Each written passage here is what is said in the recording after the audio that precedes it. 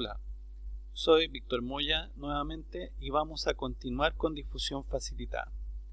Ahora vamos a hablar de canales iónicos y vamos a partir con estos que aparecen en la imagen, que son canales iónicos no regulados o también llamados canales iónicos de fuga. Recordemos que la particularidad de estos canales iónicos es que están siempre abiertos. Si observamos esto, aquí tenemos una bicapa lipídica y en la bicapa lipídica tenemos representados los canales iónicos con distintos colores. Noten ustedes que los canales iónicos son proteínas integrales de membrana que son específicas para el paso de un determinado ion. Entonces en esta membrana nosotros podemos ver que considerando esta unidad de área, el número de canales de potasio es mucho mayor que el número de canales de ion sodio y de ion cloruro. ¿Por qué nos interesa ese aspecto? Porque la densidad de canales iónicos determina la permeabilidad del ion. Es decir, a mayor densidad de canales iónicos, mayor va a ser la permeabilidad iónica.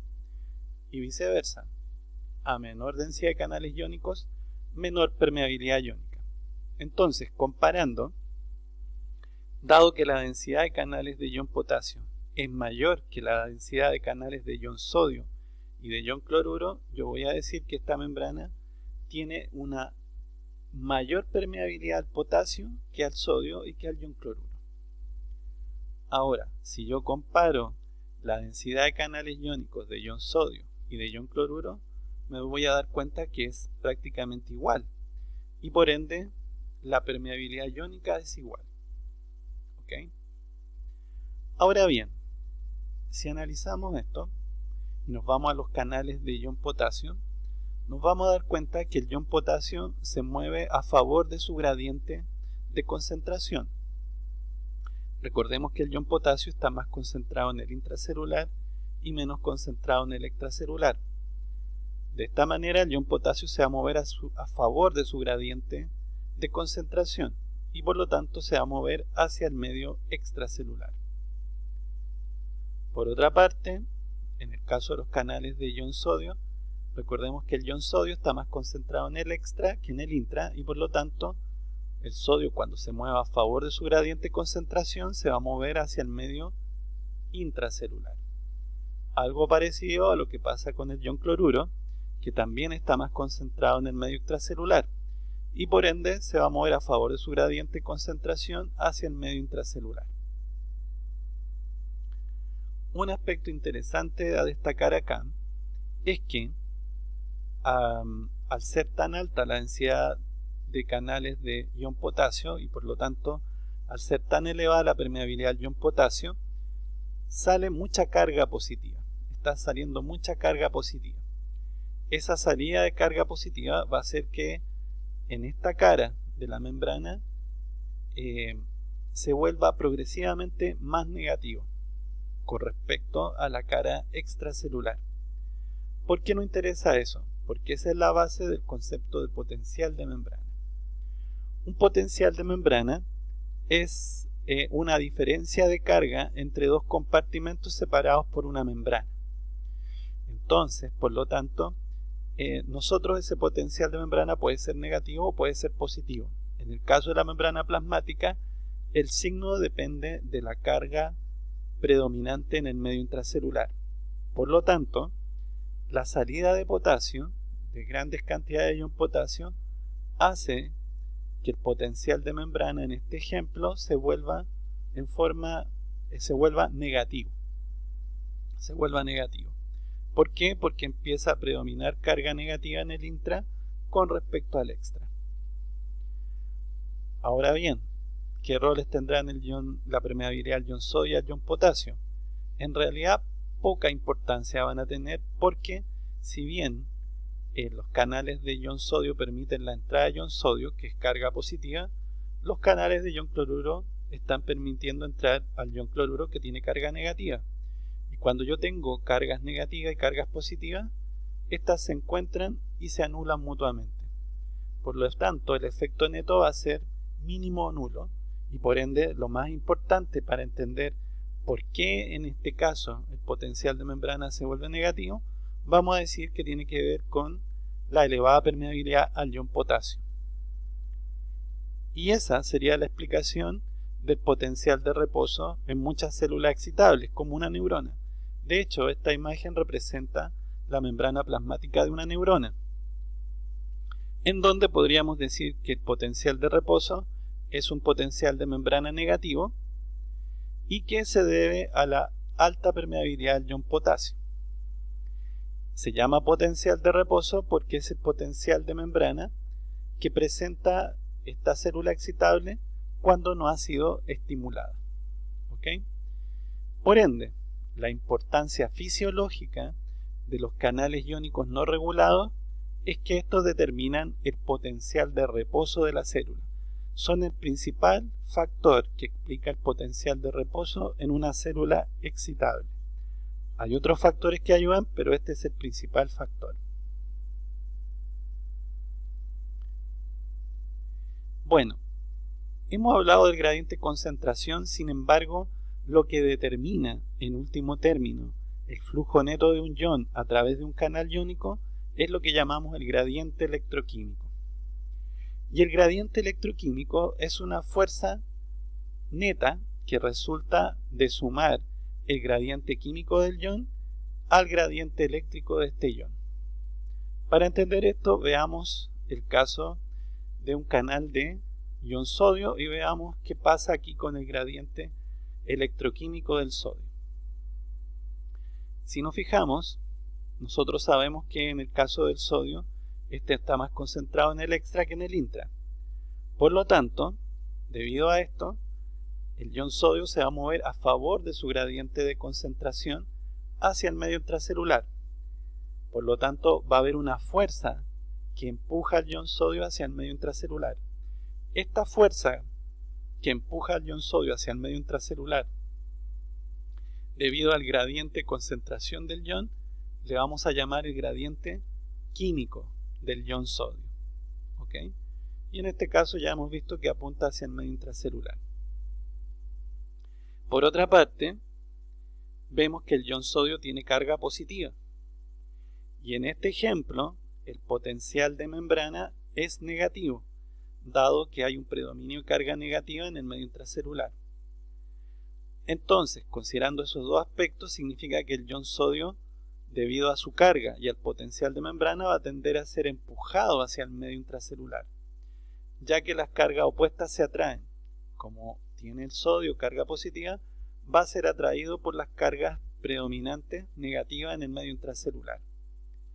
Esa fuerza que empuja al ion sodio debido a la carga del ion y el potencial de membrana le vamos a llamar el gradiente eléctrico del ion sodio.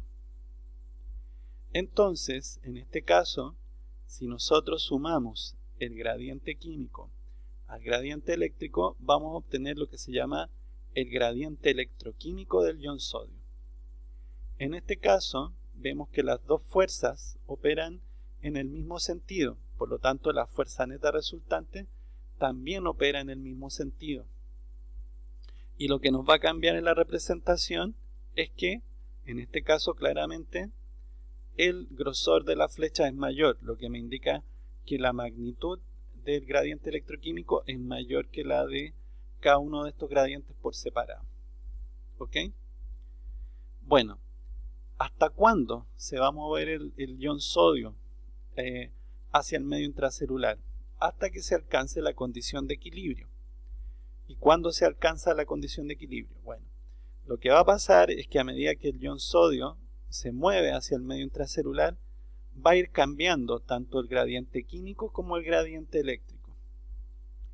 Y va a llegar un momento en que el gradiente químico del ion y el gradiente eléctrico del ion van a ser exactamente iguales pero opuestos. Opuestos significa que operan en sentidos opuestos. Cuando eso suceda, entonces el flujo neto del ion va a hacerse cero. Y por lo tanto, ahí alcanzamos la condición de equilibrio. Es más, en ese momento, si nosotros medimos el potencial de membrana en que ocurre este fenómeno, en que el flujo neto del ion es cero, va a ser el potencial de equilibrio del ion. ¿ok? Para que se entienda esto un poco mejor, en el caso del ion sodio opera de este modo, pero si vemos el caso del ion cloruro va a ser un poco distinto. ¿Por qué? Si vemos el gradiente químico del ion cloruro, también va a ser hacia el medio intracelular, porque también el gradiente, el movimiento a favor del gradiente va a empujarlo hacia el medio intracelular. Pero el ion cloruro es negativo.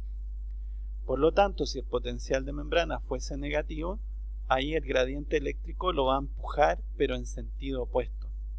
Eso significa que ahí, al sumar, en realidad, vamos a tener que colocarle un signo menos al gradiente eléctrico. Por lo tanto, es lo mismo que si restáramos uno con respecto al otro. Y ahí entonces vamos a obtener el gradiente electroquímico del ion cloruro. Bueno, hemos hablado de la ecuación de Nernst. Entonces, si esta ecuación me representa el gradiente eléctrico y esta otra me representa el gradiente químico, cuando el gradiente electroquímico, ¿no es cierto? Cuando en la condición de equilibrio el gradiente eléctrico y el químico sean iguales, yo voy a obtener entonces esto. El gradiente eléctrico y el gradiente químico son iguales. Entonces, a partir de esta ecuación básica de esta igualdad, yo puedo ir reordenando esto y voy a obtener finalmente lo siguiente. El potencial de equilibrio del ion va a ser igual a esto. Y esto es lo que se conoce como la ecuación de Nernst, y que permite entonces calcular el potencial de equilibrio para un ion determinado en condiciones ideales. Ahora bien, entonces el potencial de equilibrio que se calcula con la ecuación de Nernst sería el potencial de membrana en que el flujo neto de un ion es cero. O dicho de otro modo, es el potencial de membrana cuando el gradiente químico y el eléctrico son iguales y opuestos. Ahora, ¿de qué manera nos puede servir esto del concepto de potencial de equilibrio? Que si yo tengo un canal iónico y hay un flujo de iones a través de él, el flujo de iones se va a mover hasta que se alcance el potencial de equilibrio de ese ion. El problema que vamos a tener es que en vivo no hay un solo canal de iones y la membrana es permeable a muchos iones. Por lo tanto, ahí se va a complicar un poco más. Y por ende, no vamos a alcanzar el potencial de equilibrio del ion, pero sí, cada vez que se abre ese canal iónico, se va a tender a acercar el potencial de equilibrio, de membrana, perdón, o sea, acercar el potencial de membrana al potencial de equilibrio de ese ion involucrado. Bueno, el otro tipo de canales iónicos son los canales iónicos regulados, que como hemos señalado, estos pueden presentar como mínimo dos conformaciones, que serían cerrado o abierto. Entonces habíamos hablado de los canales iónicos regulados por voltaje, regulados por ligando y regulados mecánicamente. Los canales iónicos regulados por voltaje se llaman así porque es el cambio en el voltaje, es decir, un cambio en el potencial de membrana, es el que va a provocar su apertura. Entonces aquí vemos el canal iónico cerrado, vemos que el potencial de membrana es negativo, está en reposo, y vemos que acá el potencial de membrana sigue siendo negativo, pero es menos negativo. Cuando el potencial de membrana se vuelve menos negativo, es lo mismo que decir que se vuelve más positivo. Es decir, frente a una depolarización se abre este canal iónico. En el caso de los canales iónicos regulados por ligando, vemos que el ligando puede ser extracelular o puede ser intracelular. Cuando se une el ligando al canal iónico, este se abre permitiendo el flujo de iones. Y lo que vemos acá es que cuando el ligando es extracelular podría ser, por ejemplo, un neurotransmisor. Cuando el ligando es intracelular podría ser un segundo mensajero. Podría ser AMP cíclico o GMP cíclico. Y finalmente, los canales iónicos regulados mecánicamente son proteínas que están conectadas a proteínas del citoesqueleto y de la matriz extracelular. Y por lo tanto, si se deforma la membrana, la tensión se va a proyectar hacia el canal y va a provocar su apertura.